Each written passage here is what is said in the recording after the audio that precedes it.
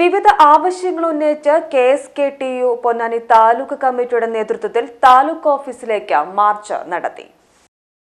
നെൽവയൽ സംരക്ഷണ നിയമം കർശനമായി നടപ്പിലാക്കുക, അന്യായമായ തരംമാറ്റം റദ്ദു ചെയ്യുക, അർഹതയുള്ള മുഴുവൻ പേർക്കും പട്ടയം നൽകുക തുടങ്ങിയ ആവശ്യങ്ങൾ ഉന്നയിച്ചാണ് KSKTU പൊന്നാനി താലൂക്ക് കമ്മിറ്റിയുടെ നേതൃത്വത്തിൽ പൊന്നാനി താലൂക്ക് ഓഫീസ് മാർച്ച് നടത്തിയത്.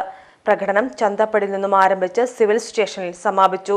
തുടർന്ന് നടന്ന പ്രതിഷേധ പൊതുയോഗം ജില്ലാ ജോയിന്റ് സെക്രട്ടറി വി രമേശൻ ഉദ്ഘാടനം ചെയ്തു.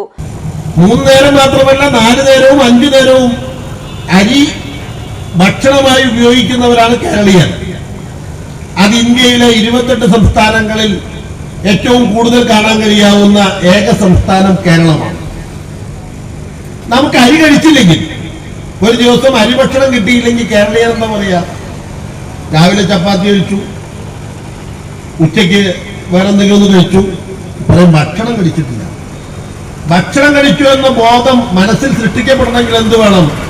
അരി കൊണ്ടുള്ള ചോറോ അരി കൊണ്ടുള്ള ഭക്ഷണമോ കഴിക്കണമെന്ന ബോധത്തിൽ ജീവിക്കുന്നവരാണ് കേരളീയർ. എന്നാൽ 1960-കളിൽ 55% നെല്ല് ഉൽപ്പാദിപ്പിച്ചിരുന്ന ഒരു കേരളത്തിൽ കുറഞ്ഞു വന്ന് 25%-ൽ താഴെ നമുക്ക് ആവശ്യമുള്ള അരി ഉൽപ്പാദിപ്പിക്കുന്ന ഒരു പ്രദേശമായി കേരളം മാറി. അതിന്റെ കാരണം എന്താ? 1960-കളിൽ 7.5 ലക്ഷം ഹെക്ടർ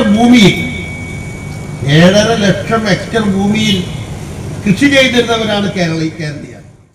സംസ്ഥാന കമ്മിറ്റി അംഗം S. സുജിത്, K. ഗോപിദാസ്, മോഹനൻ കുറ്റിരി എന്നിവർ പങ്കെടുത്ത് സംസാരിച്ചു. PGT news Ponnani. ആചാരങ്ങളും ആഘോഷങ്ങളും പലപ്പോഴും പലതാണ്. അതുപോലെ തന്നെയാണ് നമ്മൾ അണിയുന്ന ആഭരണങ്ങൾ.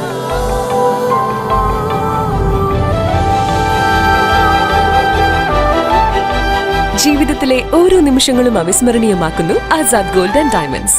Azad gold and diamonds, Thazhepalam, Tirur.